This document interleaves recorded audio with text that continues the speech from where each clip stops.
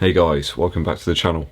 EDDBUD here, and today I've got an initial review for you of the Garmin Forerunner 245 Music. I settled on the Garmin 245 Music mainly as a stopgap really.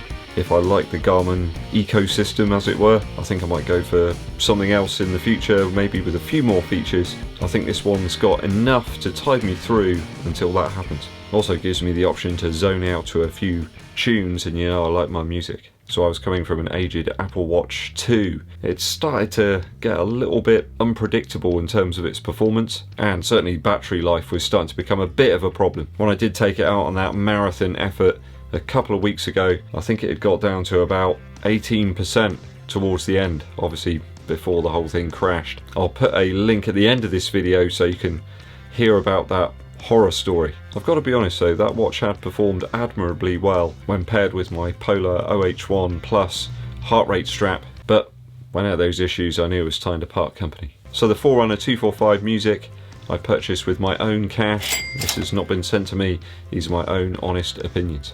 So after a week of use, how am I getting on with it? Got to be honest, setup was simplicity itself. Pairing it up with my iPhone 11 really didn't take too long at all. Out of the box it was quickly up and running and in a usable state. And after 1 week of use with the watch, I think I'm yet to miss any functions at all really that I had with the previous Apple Watch 2. The watch did come partially charged and does come with a proprietary Garmin cable for charging, but no wall wart. They seem to have dispatched with those adapters. I think people are just chucking them away, and we all seem to have enough of them these days. So I guess it makes the package a little smaller and the price a little cheaper. Although a bit of a bugbear of mine, Garmin, why the short cable? Please remember us giants who tower off the ground. We need a little more cable length, especially if we're plugging adapters and stuff into walls that are much lower down. Please give us a bit more cable length. I've only really used this for running, and I'll only be using it for running really. I'm not going to be taking it out swimming or rowing or whatever else it does. Maybe the occasional bike ride, but that'll be few and far between. I'd say in terms of GPS accuracy on my local routes, it does seem to be similar in terms of accuracy to the Apple Watch 2, maybe even slightly better. I have noticed though the updates quicker, so that when I do go through some areas which are heavily tree covered, the pace does seem to become a little bit varied, which I think is from those trees stopping the signal from getting through. So far the heart rate sensor seems better, I'd say, to a certain point. It just seems like certain points in a run it just seems to give up and give me crazy readings, as the Apple Watch 2 did. So I think the heart rate's probably better, but not perfect. On my 14-mile effort last weekend, the combination of my bony wrists, perhaps sweat, and the drop in temperatures did start to give me some strange results round about mile 10. It seemed to think I was going all out in terms of heart rate, and I certainly wasn't. So I have been utilising my Polar OH1 Plus once again with the Garmin Forerunner 245. Got to be honest, integration of that sensor was seamless. You can go to one of the menus and just select that you want to pair a Bluetooth device.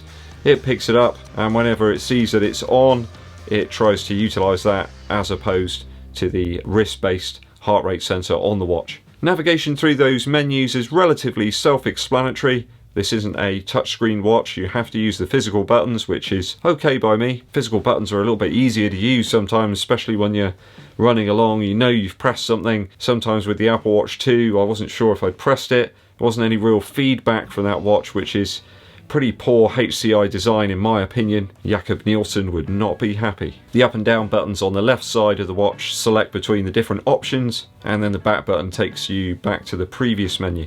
Start stop button acts as like a enter or OK button. Some of the menus though are hidden behind long presses of the light and up buttons. Long press is watch faces and find your phone, lock the keys, that type of thing. I've got to be honest, I really love the easy access to the stats at the end of a run that the watch gives to you. You can see a training low, the VO2 max, really easily laid out. Overall I really like the simple, very quick layouts. It makes it very easy to get to the piece of data that you want to view. One small issue that I do have though with the menus is that sometimes it can be very difficult to actually ascertain which of the menu options you've got currently selected.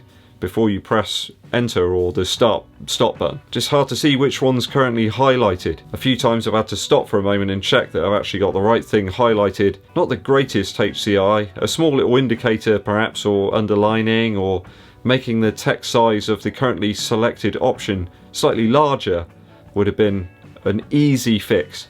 I think the developments in HCI over the last 13 years, you could probably make a few improvements to the interface here on the watch. Gotta be honest, I really like the screen size. It's a perfect size for me, and brightness hasn't really been an issue. It's really clear and easy to see the watch face and the information and statistics displayed. I've tested it in all sorts of different light levels and it's pretty good. Integration with the Garmin Connect app is really great. You can expect your runs to automatically sync up as soon as you come within range of your phone. I quite like leaving my phone at home these days. It's just quite a bulky device to be running around with, especially in wet weather. I've still got a bit of an issue taking devices like that out in wet weather. It just doesn't seem a good idea. Maybe it's just me being a bit of a fuddy-duddy. It's certainly easier though than the old method of having to manually upload the information from the iSmooth Run app on my watch to my phone and then onto Strava. I've experienced no issues so far with the watch and the phone integration with Strava. It's just seamless. Really impressed by that. On syncing the watch with your phone, you get access to a load more data that the watch has collected on your run. It also pulls across all the training sessions that you might have set up on the Garmin Connect app. I find that really useful when you're laying out certain sessions with specific intervals, warm-ups, warm-downs. They just seamlessly pull across to the watch and they're there for you the next time you want to go for a run. I've placed a couple in there for the purpose of demonstration. Just worked really well. Seamless.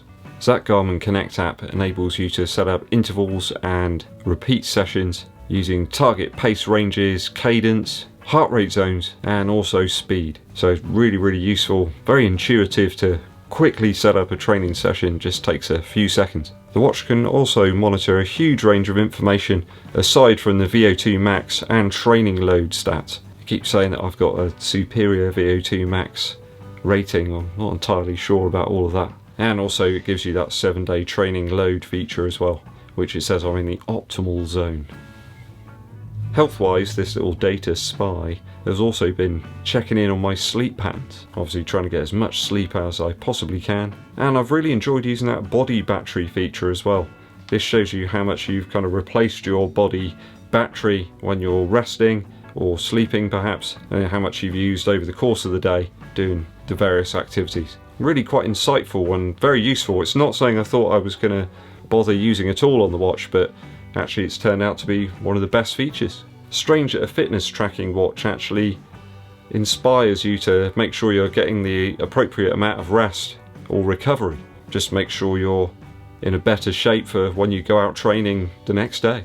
I've actually found battery life's been really great, charging the watch probably every 4 to 5 days. I've just got notifications turned on, and then of course using it as a fitness tracker with the GPS on most days. I am led to believe that you'll get about 6 hours of battery life if you use the GPS and music features at the same time. So probably okay on a relatively long run on one charge if you're using both GPS and listening to some of your favourite albums. So I'll be testing out some of the other features on this watch over the coming weeks.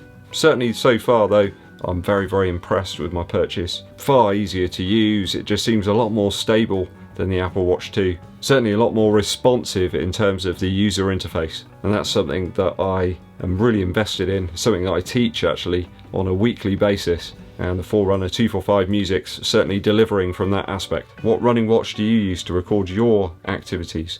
Let me know in the comments below. Time for a quick musical interlude. From the archive I dug out Strange Ways Here We Come by the Smiths. The initial track on the album, A Rush and a Push, Then the Land Is Ours, is a really great intro, but it's Last Night I Dreamt Somebody Loved Me and I Won't Share You that are my favourite tracks from this one. This was released back in '87 I think. Forgive me if I'm wrong, but was it the Smiths' last album? Unhappy Birthday's quite a funny tune as well. Always brings a smile to my face, that one. Quite an interesting, odd vibe on this album. You can tell that perhaps there was some strange relationships in the band at that point, but they were still able to knock it out the park with some of the tracks here. So do check that one out if you haven't heard it before. Strange Ways Here We Come by the Smiths. Thanks for sticking with me to the end of the video guys, I very much appreciate it. If If you haven't done so already, please hit that subscribe button and click the bell below for notifications of when we launch those new videos. It also really helps the channel out if you give this video a thumbs up like and share it with your running buddies. My name's EDDBUD, and I'll be seeing you